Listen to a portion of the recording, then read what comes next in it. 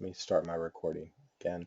All right, so today we're going to concentrate on writing a regular contract on a property, on a single family home.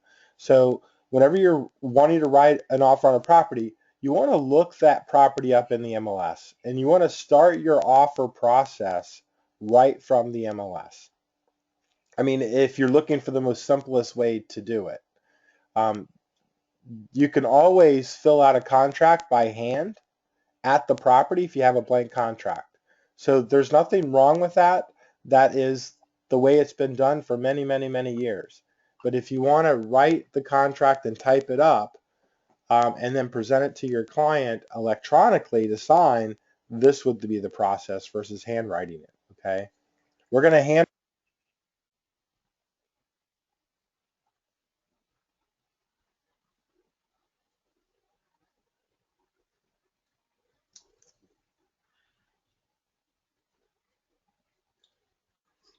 I lost your voice.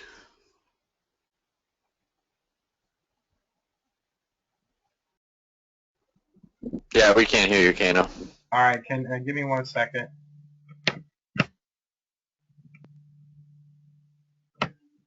Okay. Can you hear me now? Yeah. All right. Good, good. I got a new headset, so it's a little finicky. You got to put a coin in it, I know. So at the top here are menus. The best way to get to transaction desks for a new transaction on a property is to go to the property and then come here to transaction desk. All right, so I'm going to click on transaction desk. Now what this does when I click on that button is it opens up a new program called transaction desk. All right, Matrix is one program, Transaction Desk is another program. So it opens up another program in a different web page, okay? But it brings all the information that was in the MLS over to this transaction. And so that's why you want to start from the transaction and click on the transaction desk button. And so then when it automatically brings me over into here to my transaction. Now this is what's called the transaction overview.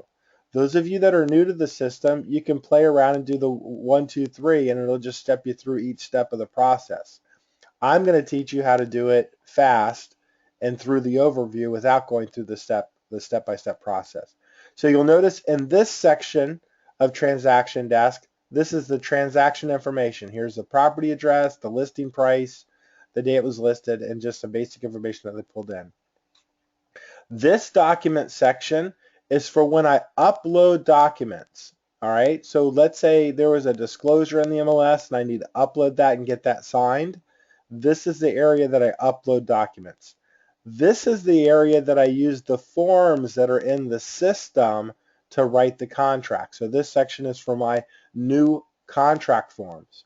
And down in this bottom section, this section is these are all the parties that are part of the transaction. All right, so you'll notice here it says seller of record, okay? And so we might want to change that a little bit if we happen to know who the seller is. Amy's the listing agent. I'm the buyer's agent in this section. And by the way, the buyer's agent is also called the selling agent. We don't use the task section over here. So the first thing that I want to do to my transaction, and by the way, all the menu buttons on the left-hand side are shortcuts to these areas over here on the right-hand side. So when you click over here, this just takes you to a shortcut in this section. For instance, if I want to get to my documents that are right here, I can click on this button. I want to get to my Instinet forms, which is over here. I can do that as well.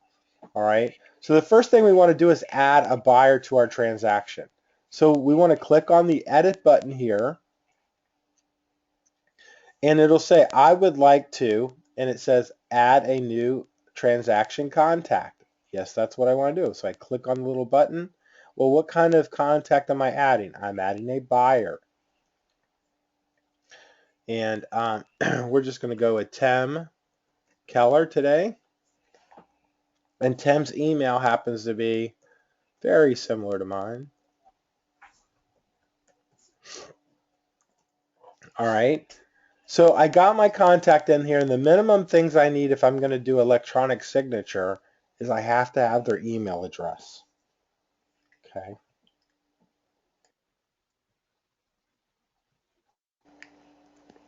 All right. So now I'm going to save. Now, if it's somebody that I work with on a regular basis, I might save them and add them to my contacts. So then if I look up their name, I can just bring in their information for the next transaction.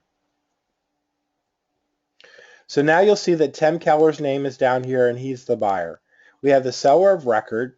Now if I wanted to be a stickler and I wanted to go get the real seller and put their name in here, I'd need to look that up in a tax record. So I could click here on my IMAP. Now I'm going to right click and open it up in a new window so that it doesn't mess with my transaction. And I can see here Pilico Inc. is the owner. Why I happen to know that the current owner is a different name than that company, because I don't, unless it was bought this year, and I'll have to see if they recorded that sale. They did record the sale, so that would be the correct company name. They paid $275 for the property, and we put it right back on the market because, again, they bought it as an investment. And as you can see, someone had bought it on 6/24, and they sold it for $5,000 less to this other. This was an investor that bought it, and they sold it to this other investor for $275 because he just wanted to get rid of the money because he had a better opportunity. He wanted to go put his money on something else. All right, so we know that this is the new buyer. I mean the new seller. So I'm going to change the seller's name in my contact information. So I'm going to come over to my transaction desk, and I'm going to click on name of record or of record, and I'm going to change that, okay, to the new name of what I have. All right.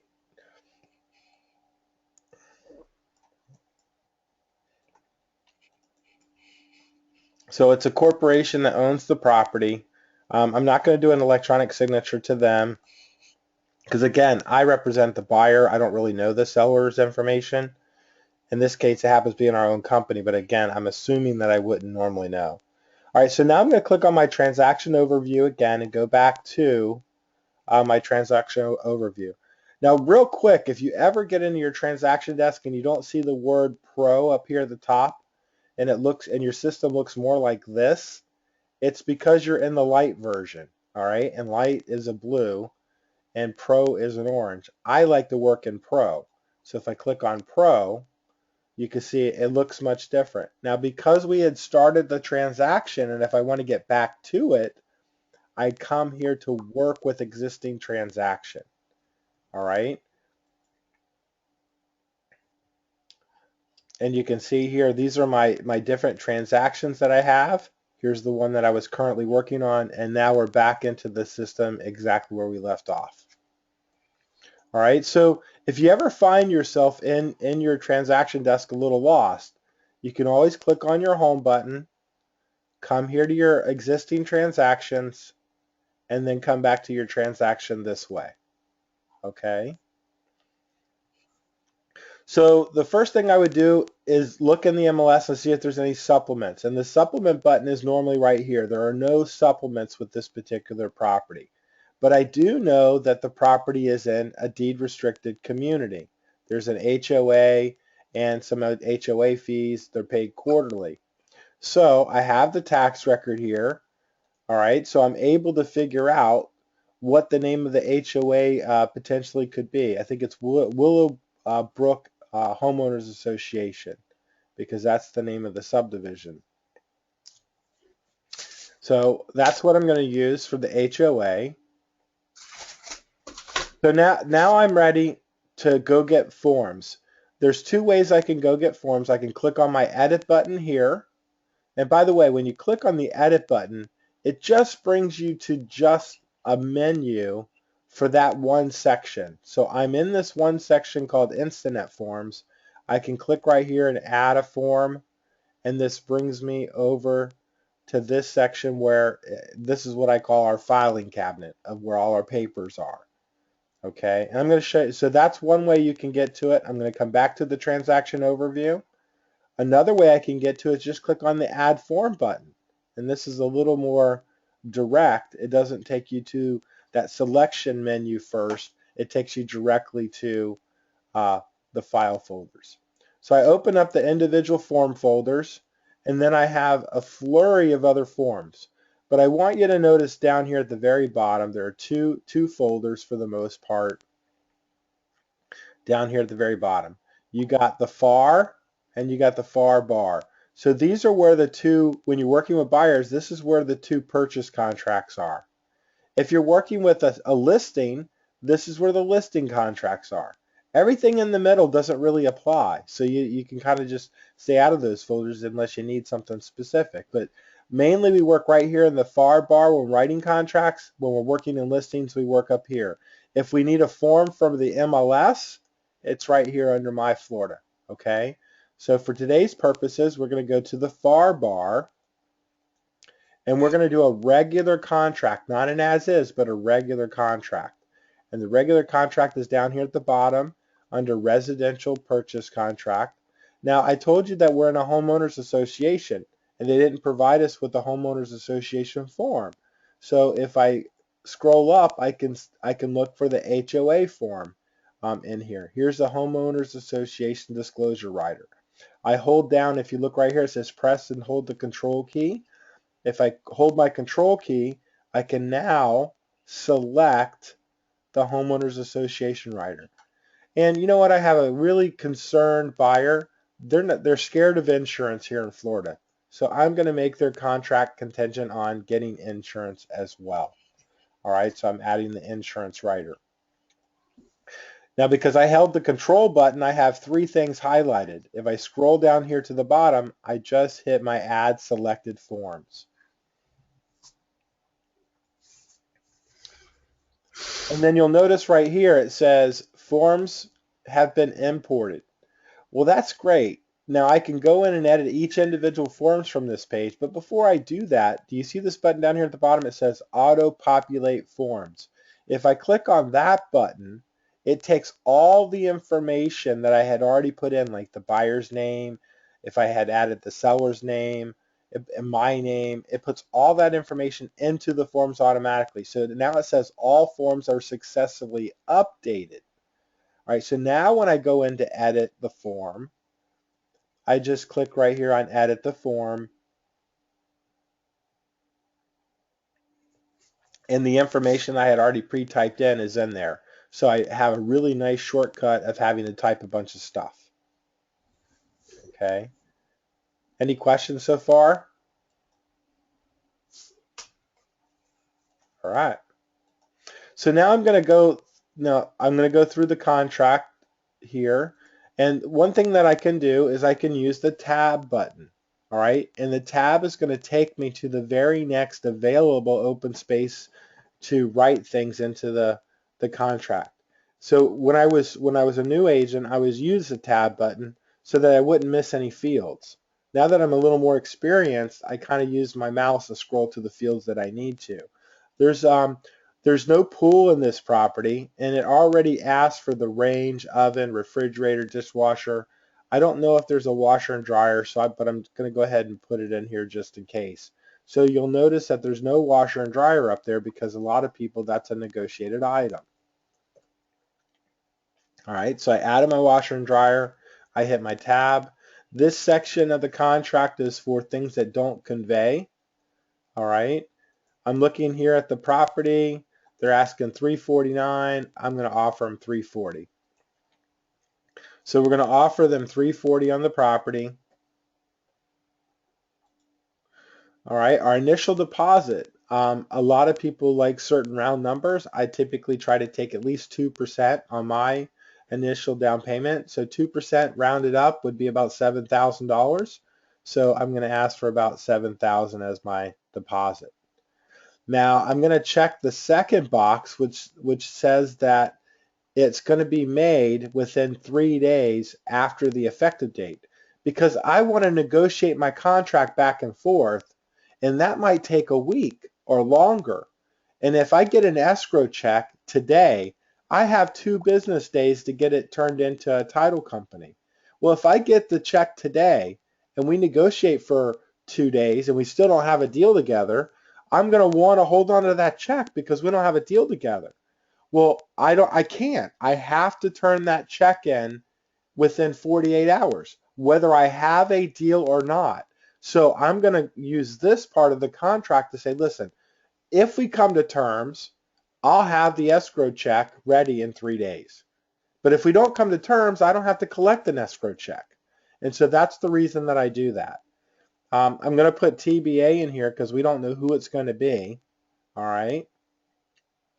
Additional deposit, I'm putting 0. We're going to do financing on this particular property. We're going to finance 80%. So I'm going to type in the percentage in here, okay, versus the amount. And I want you to notice what happens to the balance that was here. It writes the word balance. And so because in a contract, this section right here, all right, and I'll highlight it for you guys a little bit. This section right here plus this section should equal this section. And so because the system doesn't really do math very well when you use percentages, it just gives you a balance here, which is fine, okay? All right, so we're going to move on. So we're right here. We're going to pick a closing. This is our offer time.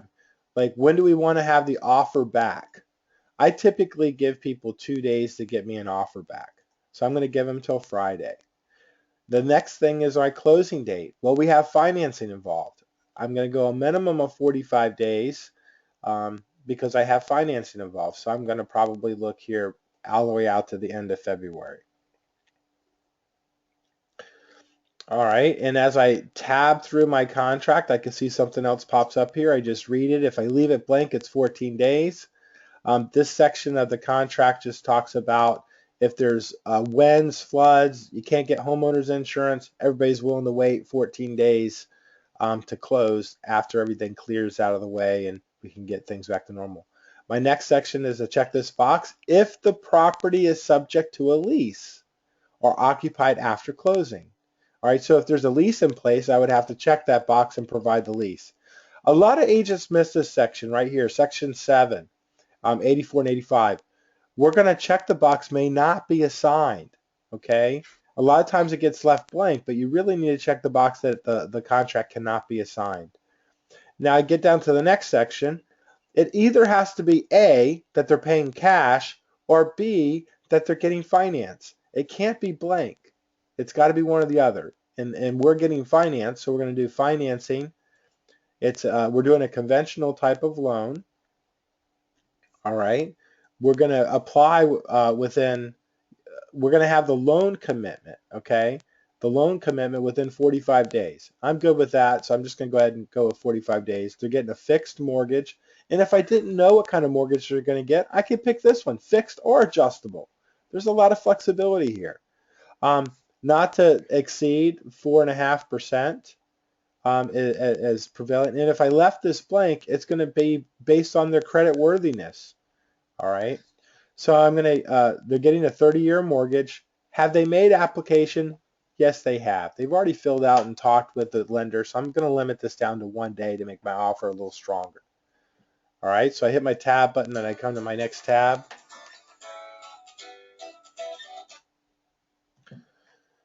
All right, which is down here in the bottom. Assumption of existing mortgage? Nope. Purchase money mortgage? Nope. We're not getting owner financing. And I see a lot of agents writing information in here. This is not where you disclose that you're asking for the seller to contribute closing costs. This is typically an area that you might know that they have an extra fee that they have to pay. Sometimes I've seen agents put that they're crediting closing costs back to the buyers in this section. It's not really for that. You could put in here buyers prepaids and closing costs, but you don't put any amount or anything like that. Again, these are general things that may be expenses to them. okay? In a general contract, all right, you have repair limits. The repair limits are 1.5% of the purchase price. Well, that's pretty steep on a $300,000 property. I mean, we're looking at over $5,000 in potential repair limit. So I try to limit this so that people know what their bottom line is. So I think in this case, I'm going to limit it to $2,000 if I'm trying to get my offer accepted. In a competitive market, I want to get my offer accepted. And remember this, if the repairs are greater than $2,000, it doesn't mean that the deal is dead. It just means that the seller's not obligated to fix it if it's over $2,000. It brings everybody back to the negotiation table and saying, hey, this expense is $3,000. And the buyer and the seller can say, listen, I'll pay 2,000 of it. The buyer, you got to pay 1,000 of it, or no deal. Or the buyer could say, I don't want the property unless you pay the $3,000 and fix this problem, or no deal. So it brings you back to the table, but it doesn't obligate somebody to a big liability of like $5,000 because it's 1.5% for each of these. So the potential liability here could be as high as $15,000. And so I try to limit that liability. On wood destroying organisms, I try to use $1,000 as my benchmark. And for open permits, I also do $1,000. And again, open permits are if they started to do something and the permit was never closed out and it's still open with the county, they would have to spend up to $1,000 correcting that problem. All right, and as I tab through my contract and I continue going through these blanks, title evidence, if I leave this blank, it's 15 days, but I'll go ahead and add it. Down here, seller to designate title agent. Well, that's what I would like. I want the seller to pick and the seller to pay. All right. Now, keep this in mind. If I ask the seller to credit money back towards my buyer's closing costs, has nothing to do with this part of it. Those are two different things. All right. So if I had the buyer pick and the buyer pay, I could still ask for a credit back from the seller. If I had the seller pick and the seller pay, I still could ask for a credit back from the seller for the buyer. On FHA and VA deals, typically is where you ask for money back. Okay. In this situation, we're not doing anything like that. So we're going to have the seller pick and the seller pay. Home warranty. We're not having a home warranty on the property. All right, and we would select somebody and we put a dollar amount in here if we were putting a home warranty on the property. Okay, and as I tab through the contract, it comes right here. This talks about special assessments, and these are typically levied by the county. I always pick this one. Seller shall pay installments due prior to closing. They got to pay them all in full. Oops, I'm sorry. This one. The seller shall pay the assessments in full at time of closing. Now, if they say there's no assessments, then they have nothing to worry about. If they're trying to hide that there's an assessment that they've been paying, they don't want to tell you about it. This brings it out of the box. This forces them to tell you about it. Because if it shows up at closing and there's just a payment, they'll go get the whole amount and put it on the closing statement and charge it to the seller. Okay, and clear that. So a lot of times buyer or sellers will try to counter this and want to put it here, and that's fine, but you need to have them verify that there are no assessments. But this makes sure that there's no assessments, because if there were, the seller has to pay them.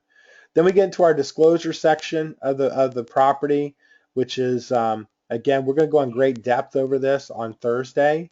But, you have your radon gas disclosure, permit disclosure, mold disclosure, flood disclosure, energy brochure disclosure, lead-based paint disclosure, homeowners association disclosure, tax disclosure, a FERPTA disclosure, and then your seller's disclosure. So there's a lot of opportunities for disclosures here. Maintenance of the property, how the property should stay in its present condition. Then here we have the property inspections. Here's the blank that I'm looking for. It would normally be 15 days. We're still going to stick with 15 days. The next section just talks about the general inspection of the property, what can be inspected.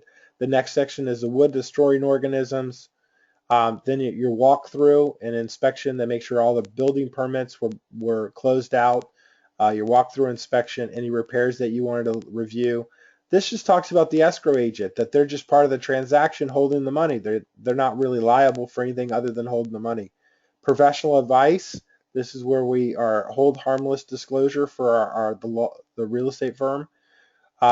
If the buyer defaults, if the seller defaults, if there's a dispute, real estate attorney fees, title evidence, and then it goes into what is title evidence, surveys, ingress, any lease information on the property, any liens that are on the property, talks about time. By the way, time in a calendar is business days, or I'm sorry, straight days, unless the last day falls on the weekend or a holiday, then it moves to the next business day. All right, so it's calendar days. If there is a reason that we couldn't control, like an earthquake or whatever, we don't have to close until things are fixed. Convey, location of the property, closing documents, the procedures of that, how that's going to be handled, the closing of escrow, how that can be handled, how they're going to prorate the taxes and any levies or CDD fees for the community. And then we have access to the property. They have to give us access. If the property were to burn down, risk of loss. If it's part of a 1031 exchange, you can't record the contract. So it just tells them right here they can't record the contract. If there's any modifications to the contract, it needs to be done in writing. All right.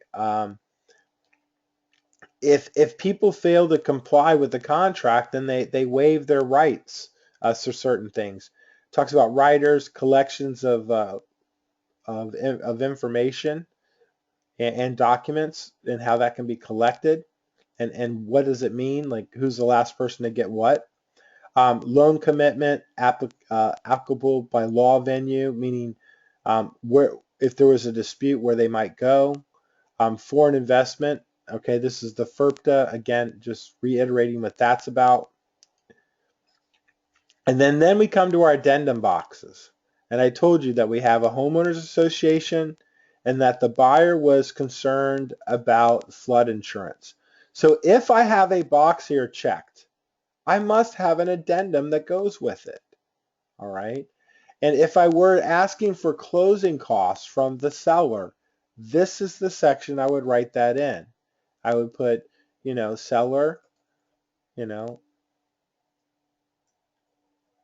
to pay, 10,000, whoops. And I would use dollar signs.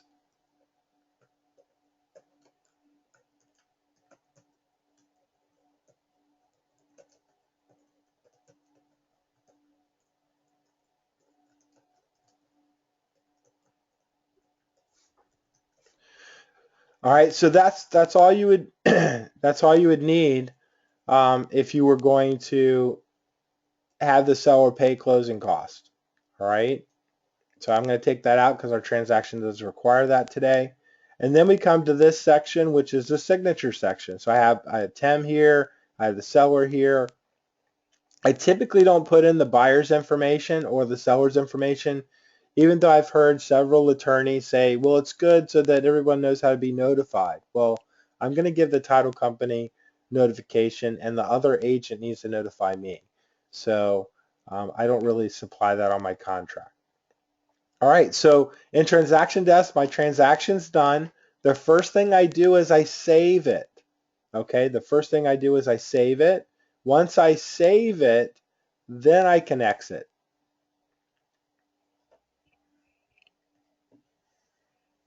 It takes a few seconds to save here.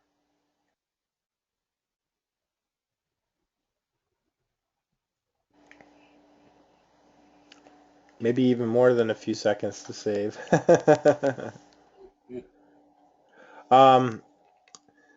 Sometimes Transaction Desk fights with GoToMeeting. They use some of the software or some of the components of the computer, so it delays it sometimes. If you ever Where does it save it? What's that? Where does it save it? If I want to go back in and find it, where would I find it? Great question. It saves it inside transaction desk, and I've got it all locked up, so we're gonna see if we can get it unlocked here. This is one of my problems, is why I asked. I save stuff, I can never find it again. I understand. Well, I'll show you where it saves this transaction if we can get out of here. All right, so my system locked up there for a moment. Now, if I'm in the MLS, I can go right back to that transaction again by just clicking on the TD, the transaction desk, and it'll pull me right back into that existing transaction that I already started. Mm-hmm. All right, so that's really nice. If I get lost or whatever, I could just go back to the MLS, find that listing, click on the TD, and it brings me right back to the same transaction. Now you see my forms are over here underneath this side. So I'm going to click on that residential form, and hopefully the system saved before it locked me out. And I got lucky. Look at there. So my form got saved. So to answer George's question, I hit the save button here, and it saves it to the system right there in transaction desk. Now, after I save it, I come down and I exit out of my form. All right, and now I'm ready to go to my next form. And this is where it saved that document right here.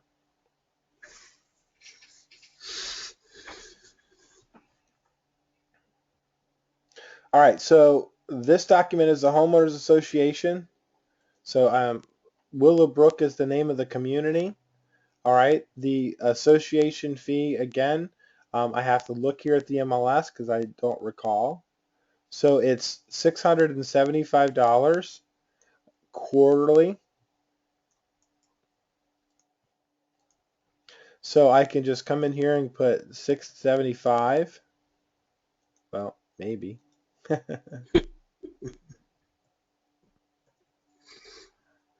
you go. All right, and that's paid quarterly. And you'll notice right here, this next word is special assessments that are imposed by association. All right, so this is for special assessments. All right, the first section is for the actual real assessment, and then the next section is for, is there any special assessments? And a lot of times communities may sell like their clubhouse and then rent it back. All right, so if they rent it back, there might be a rental fee that each owner pays. But in this case, neither one of these are anything. I'm just going to put zeros in there so people don't get confused. Okay, and there you go. That's how you fill out the association. So the first thing I do again is I save it, and then I come down here and I exit out of my form.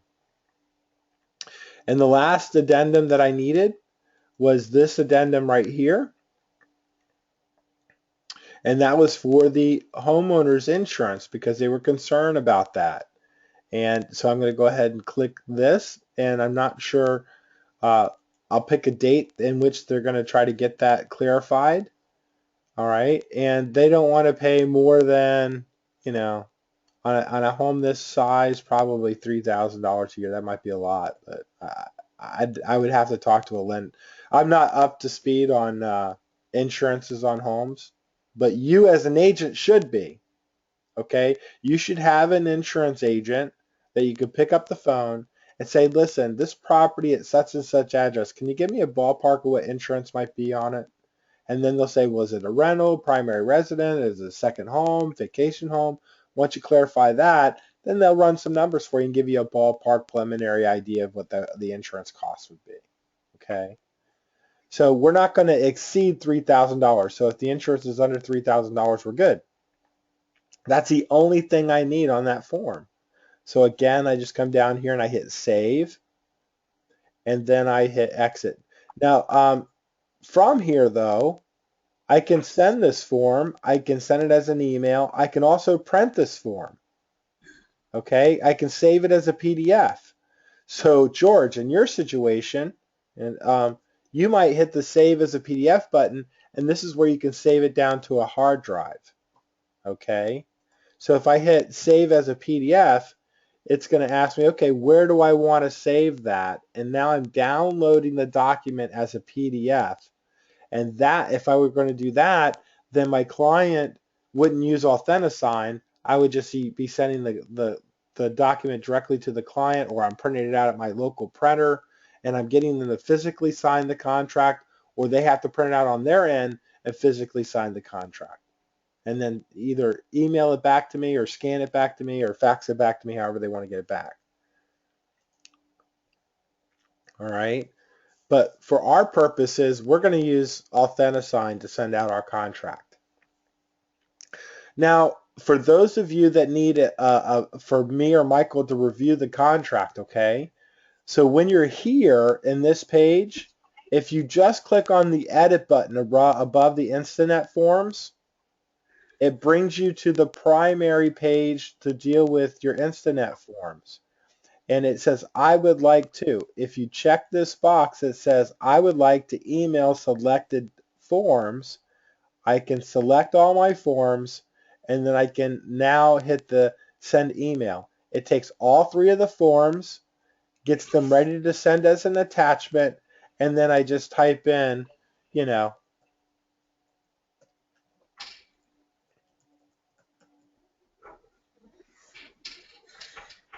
right? I just type in Kano's email. I don't need the cover page, okay? So you get rid of the cover page, and then you just hit send. Oh, well, it wants a name there. Thanks. Ricky. Right? All right, so that's how easy it is to send it to me to review, or Michael. That was it. Now it's been, and I would put Michael's email under the CC, and away it goes. And then for me, you text me. You said, hey, Kano, I just sent you a contract. Will you review it? Just send me a text. That way I'll go to my email and look. Michael, you don't have to. He looks at his email every 10 seconds, okay? So that's how you get it to that point. Now when you're ready to send it to Authentisign, a lot of agents jump up here and hit this Authentisign button up here in the top. That takes you just to the program Authentisign. If I want to go to Authentisign that is for this transaction, I need to click on this button over here, part of the menu inside the transaction. So before I go there, I'm going to go back to my overview, okay? And then I'm just going to hit my Authentisign.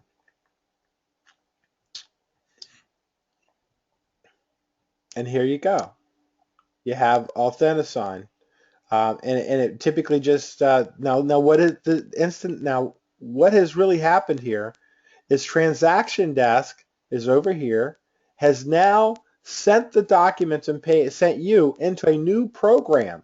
The program that you're in now is called Authentisign. It's a signature program. That's it. And so I like to do inline signing, which means one person has to sign, and once they're complete, it sends the documents to the next person, and then they sign, and then it sends it to the next person. So I'm going to stay in the inline. You don't have to worry about the advanced options. If you wanted to have everybody sign simultaneously, you could use this button, but I typically like this one, okay, the inline signing. I don't need the advance. So participants, when I click on the plus button to start my participants, add a new participant or the transaction. Well, I put my participant in my transaction, so I'm going to go there to get them. In here, I can see here's my buyer, Tim. He's going to be a remote signer. Now, if I wanted Kano to take a look at it and review it, I can make him a reviewer. But don't make me a reviewer, all right? And don't make me a reviewer of your contract this way. All right. But let's say you needed to review it, or someone needed to review it before they signed it.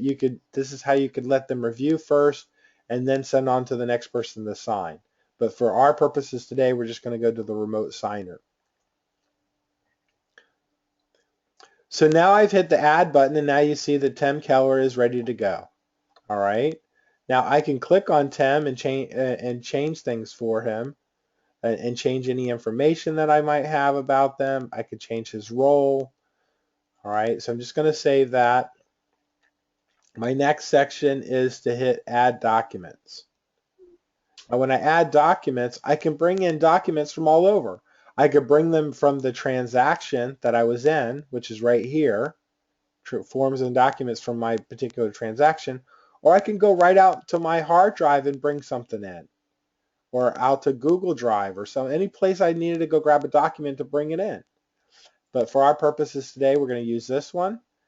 These are the Instinet forms. I'm going to bring all my Instinet forms in. Now I want you to notice something when it brings these forms in. You notice that this just automatically pops up and it asks the buyer number 1, is that Tem? And the answer is yes, that's Tem. That's all it's asking me. If I had a second buyer, the second buyer's name would probably be right there. They're verifying that the buyers in the transaction are these people, okay? So you'll notice right here that there's little yellow marks, okay, on these documents. That's because these are Instinet forms, and the Instinet forms already know where to place a signature, okay, where to place an initial. I'm going to add another document here, okay, and I'm just going to add from my file, and I'm just going to bring up any old document because it doesn't really matter, okay. Um,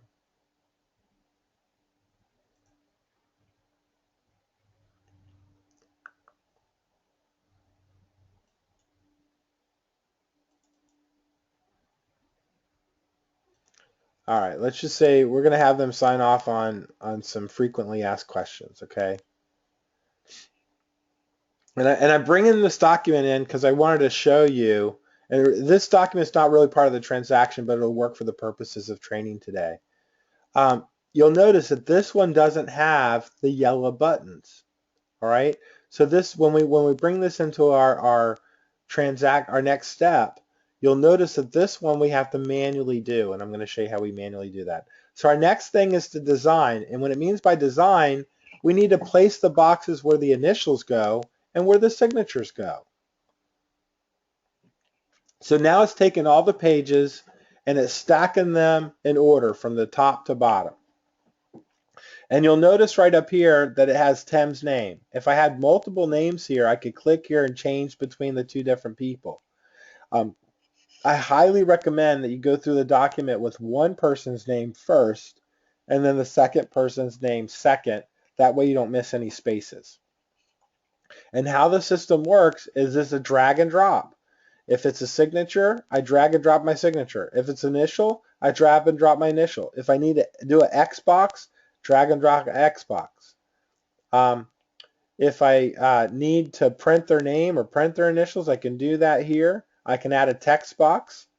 On the markup, I can also add a text box. This one tends to be a little easier. If I need to strike out a line in the contract, I can do that with this line. So these are the things that we mark the contract up. This is what we do to add our initials. This just zooms in and out of the contract, and that's it. So for our purposes, we're going to be using the drag and drop. But you'll notice here on page 1, the KT is already in place. And the reason why is I told you the Instinet forms already know where to put the initials. So all I have to do is just scroll through to make sure they're all there, make sure that the system didn't miss anything. And it makes it super nice. And I'm pretty confident that it didn't miss anything because I've never seen it miss anything.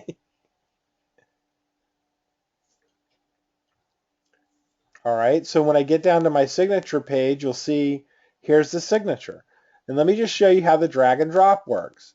If I needed them to sign here, okay, I would just hit here, sign here, and I drag and I drop it. And then I just reposition it so that it's on the line that it's supposed to be in. If I needed the timestamp, I just right click on it and I hit add timestamp and I drag my timestamp over into the appropriate place. So you guys see how that can work? If I make a mistake, I just click on it and I hit the garbage can and away it goes. If it's an initial I need, I just drag the box off and I drop that where I need that initial and away it goes. If I don't need it, I just hit the delete button. All right, so as I finish through my contract, everything on the contract is in place. This addendum, everything's in place because the system brought it in. Now remember that document that I uploaded frequently asked questions? Here it is. Here's the document that I added. I loaded up. Now, of course, this one has no signatures, has no initials on it because it's not a systems document. So I'm going to go ahead and have my client sign down here. All right, on this for this document. I'm going to timestamp it. Oops, it doesn't want to be timestamped.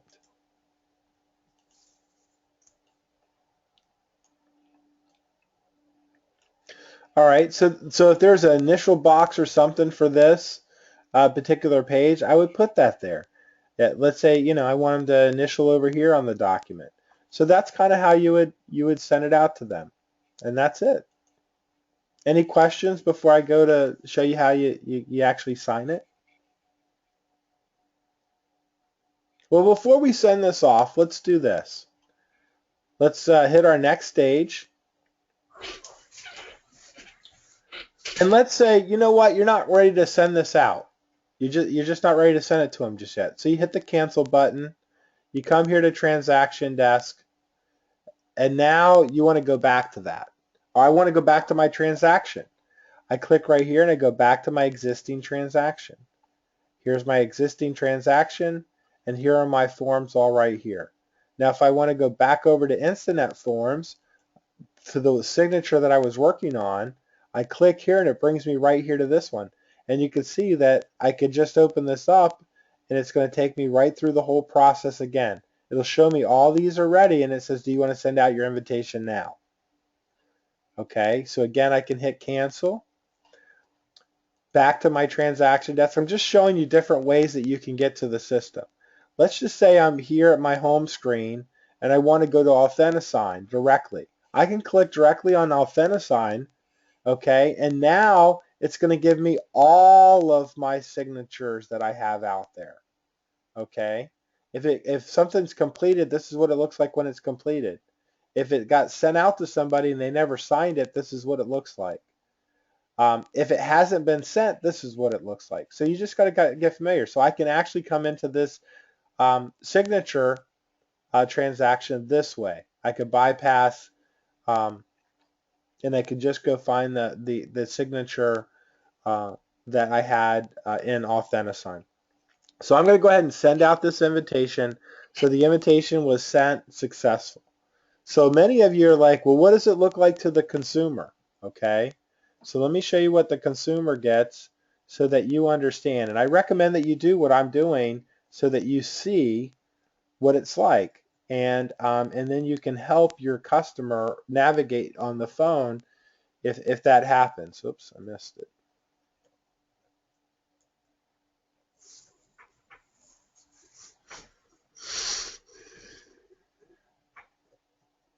Any questions so far?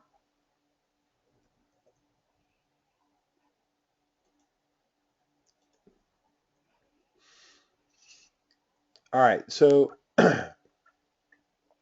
when the customer gets the email, this is what the email is going to look like. It's right here. It says you have an invitation. All right, Tim Keller, you have an invitation to participate in signing this contract. If you don't see the icon down below, click here. But if you see the icon, click here. All right, well, I just click here. And now it's loading up my pages to sign. It's that simple. All right, now I have a couple choices. I could freestyle it, right? So I could pick a different style in here that I want. Okay. And by the way, they may have to move their menu bar on their computer when using Authentisign. So I can go with that signature. I could draw my own signature. So if I didn't like anything like that, I could do my own.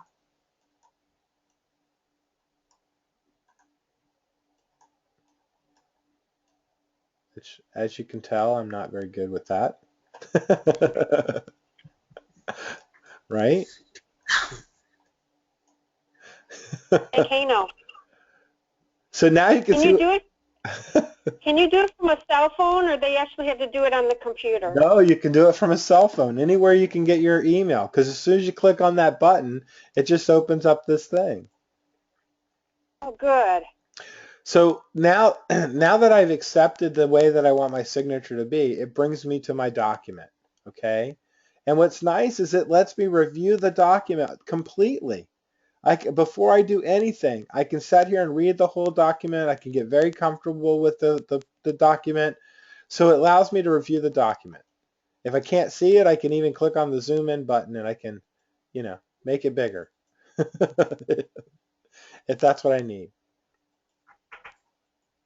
All right. Once I'm ready to sign it, I click on the big start button and you'll notice that it brought me right down here and it highlighted it in kind of pink. I just click on that and it takes me to my next button down here at the bottom. I just constantly just keep moving down to the next one. And as I click on it, it takes me to the next signature. It's so simple. It's great.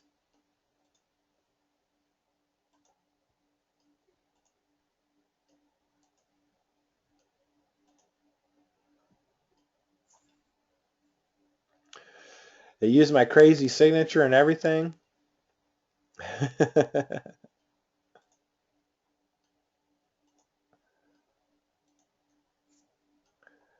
Even the initials on the form that we uploaded.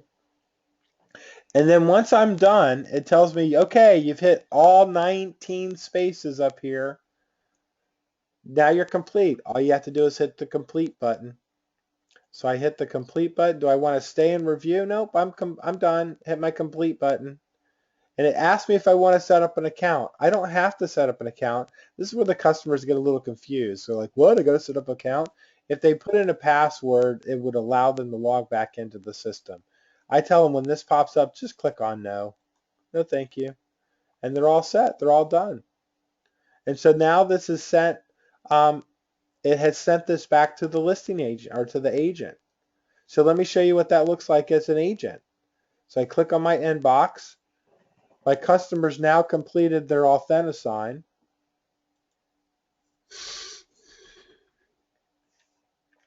And so as a real estate agent, I get an email.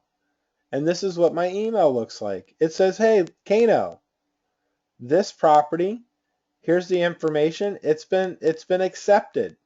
Okay. So it just told me that he accepted the document and that he's working on signing it.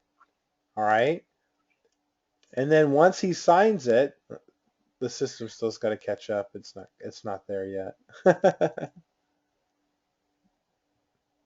Here it is. It'll send me an accepted email, and now it sends me a final email here. It says, hey, Kano, this property, here's the final documents. It's right here. Do you want to save or print? So I click right here, and it asks me what I want to do. I want to open up that document.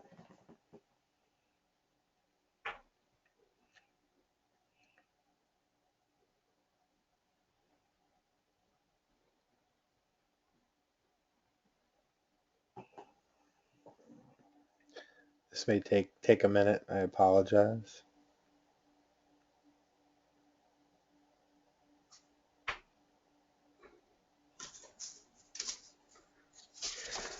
So you guys think you can do this? You notice no comment. I think I could do it until I'm doing it. Then I know that I can't do it.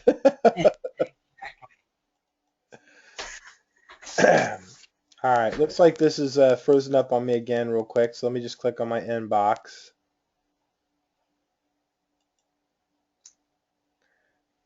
Technology is wonderful when it works.